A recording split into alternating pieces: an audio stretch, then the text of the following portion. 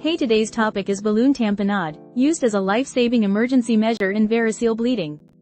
If bleeding is not controlled by endoscopy, EVL or sclerotherapy, and the patient is at risk of dying from massive variceal bleeding, then balloon tamponade steps is used as a temporary rescue to stop the bleeding immediately, buying time for further treatment. Keycap 1A special tube is inserted through the patient's mouth and positioned in both the stomach and esophagus.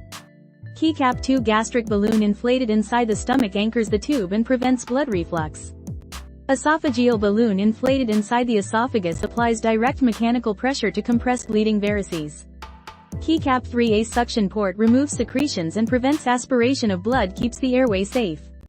Keycap 4 mechanical pressure from balloons temporarily halts variceal bleeding, giving doctors time to stabilize the patient and prepare definitive therapy like EVL, sclerotherapy, or TIPS. Types of tube: Sengstaken-Blakemore Tube 3 ports, gastric balloon, esophageal balloon, aspiration. Lumen. Minnesota tube, same extra suction port above the balloon for better aspiration. Balloon tamponade, temporary rescue, not definitive treatment. Risks: esophageal necrosis, aspiration, airway obstruction. Careful monitoring is a must. Remember, it's a temporary life-saving bridge, not a permanent fix. For more, like, share, and subscribe.